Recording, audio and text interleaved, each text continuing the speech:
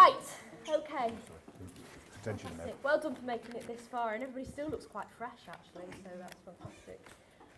We have got, well, I've labelled it as an inspirational talk, and I'm pretty confident it will be, because we've got some really fantastic people here today with us to share their insights about how they're working and the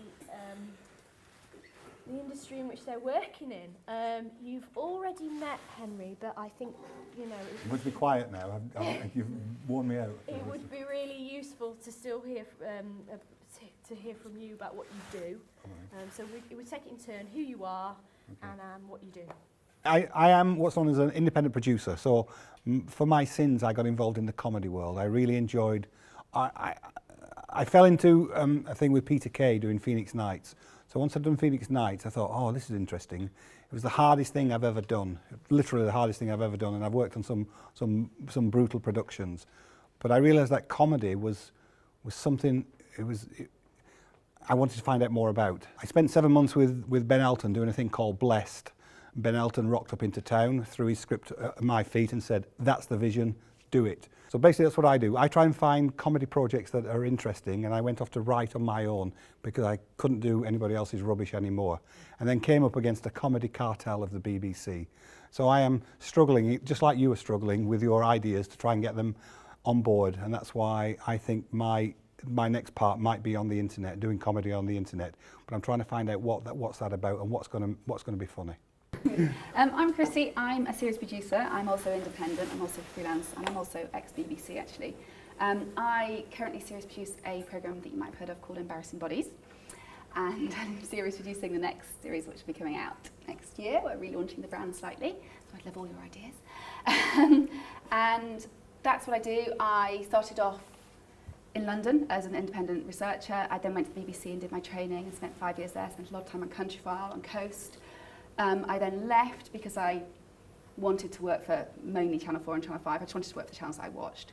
And I became independent, and I did the Gadget Show for quite a few years for Channel 5. I don't know if you've ever seen that. I then did Kirsty's Homemade Home, which is like a craft show, and her Homemade Christmas, which I really quite enjoy because I quite like crafts. And then my friend was execing Embarrassing Bodies and said, will you come work in it? I said, no, I can't, because I'm really squeamish and I faint and I can never do it. I said, I'm going to go and do something else. I have to look good naked and things like that. And then she came back again and said, I promise you will never, ever, ever have to go into theatre. Will you come and do it? And I said, okay, I'll come and do it. And I've been there for 3 years, I think, now. And I've been there since Series 4, and we're about to go into Series 7. I've done 2 series of the live show.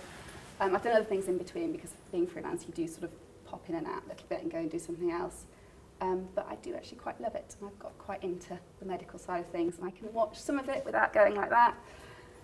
But I have to confess, I sit in the online sometimes and sign off the items, and sometimes I have to sort of I wear glasses, and I have to put them to the bottom of my nose so I can't quite see what's happening on the screen. But I do really enjoy it, and I would agree completely with Henry when he says that the idea is the crucial thing really to any TV programme. At the end of last year, I was brought in to look over a programme that was not going particularly well in the edit, and the first thing I did was I said, oh, could you send me what the proposal was, what the pitch was, so I know what this programme's supposed to be about. And I read the pitch and I thought, oh God, this is 2 separate programmes. It'll be really interesting to see how they've tried to melt that together, because it doesn't work in my mind, and it didn't work in the edit.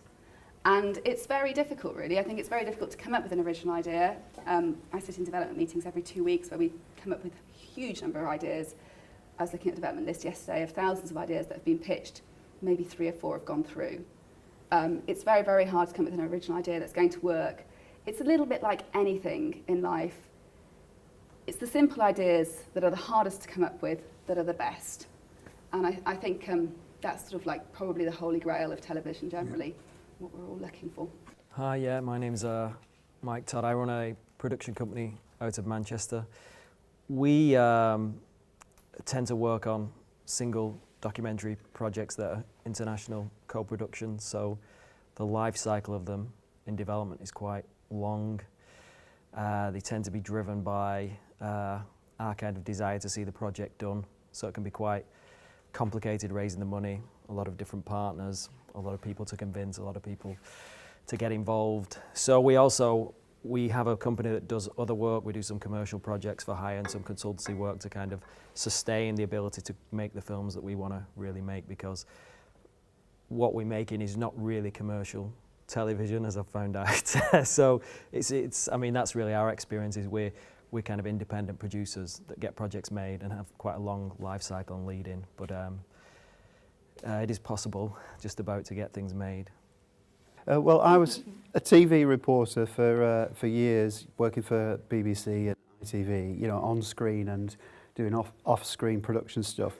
And then I had my own TV production company with some mates, and so I did that for about 5 or 6 years with my business partners, and really enjoyed it. But then, you know, we went our separate ways, and then I ended up with my own production company again, called Really Good Television, where I had a slightly different emphasis in terms of thinking about, you know, how we can look at people who are making a difference in the world and doing stuff that really matters. And I wanted to focus on that, and I'm trying to now kind of figure it all out.